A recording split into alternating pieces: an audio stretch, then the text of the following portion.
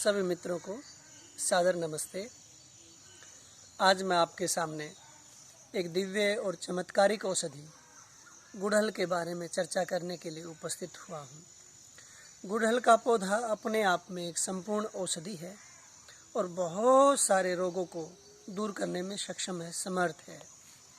और इसके लिए सबसे बड़ी विशेषता, सबसे बड़ी सरल बात यह है कि गुड़हल को खोजने के लिए हमें कहीं दूर जाने की ज़रूरत नहीं होती। ग्रामीण क्षेत्रों में कहीं न कहीं किसी के घर में ये आसानी से, सुलभता से प्राप्त हो जाता है।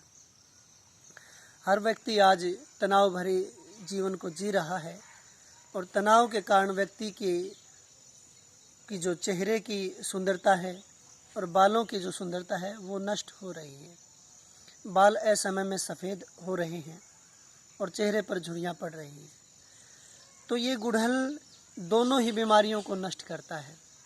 यानी कि गुड़हल के जो फूल हैं, नारियल के या जैतून के तेल में रगड़कर अच्छी तरह से बालों की जड़ों में 1 सप्ताह, 10 दिन या 15 दिन तक इनका रोज़ाना सेवन किया जाए, लगाया जाए जड़ों में अच्छी तरह से, तो बाल मजबूत हो जाते हैं, मोटे हो जाते हैं, झड़ना रुक जाता है, बालों की रूसी समाप्त हो जाती है और बाल जो असमय में सफ़ेद हो जाते हैं वो भी रुक जाता है और बालों के कारण व्यक्ति का सौंदर्य बढ़ता है। दूसरा, तो जो त्वचा के अंदर जो शिथिलता आ गई है, जो झुर्रियाँ पड़ जाती हैं, उसको भी नष्ट करता है। तो बहुत सारे व्यक्ति का चेहरा ढीला ढीला होता है, दाग हो जाते हैं, धब्बे हो जाते हैं, मुहासे हो जाते हैं।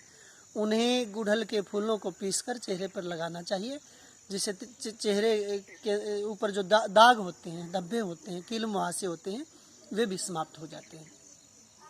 एक बहुत भयंकर रोग आजकल चल रहा है, अनिद्रा का रोग। तनाव के कारण नींद नहीं आती, तो उसके लिए गुड़हल के फूलों को हम प्रयोग कर सकते हैं।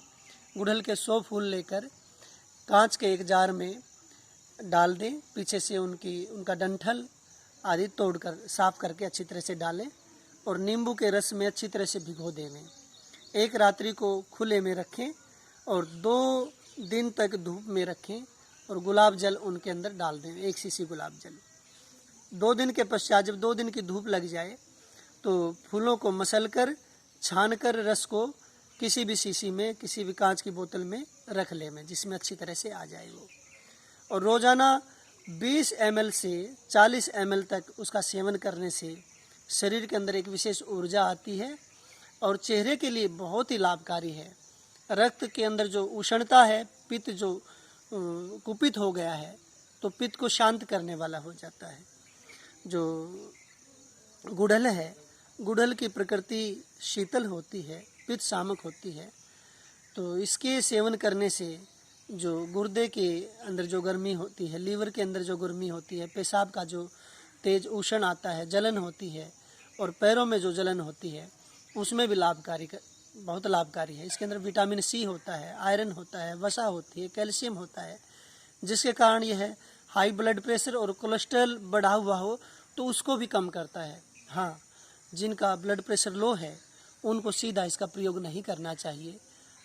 इसको सेवन करने के लिए इसके अंदर 2-3 काली मिर्च अवश्य डाल लेनी चाहिए और शीत ऋतु में इसका प्रयोग ना होवे, गर्मी की ऋतु में इसका सेवन करने से अधिक लाभकारी होता है।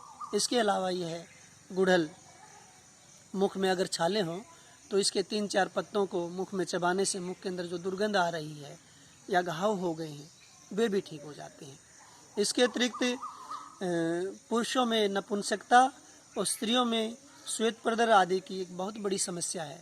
इसके लिए 3 गुड़हल के जो फूल हैं उनको रोज़ाना खाने से स्त्रियों के रोग भी दूर हो जाते हैं और पुरुषों के जो धातु संबंधी रोग होते हैं, नपुंसकता संबंधी रोग होते हैं, वे भी दूर होते हैं। और इसका प्रयोग करना कोई कठिन नहीं है। इसको प्रयोग करने के लिए बहुत आसान तरीका है।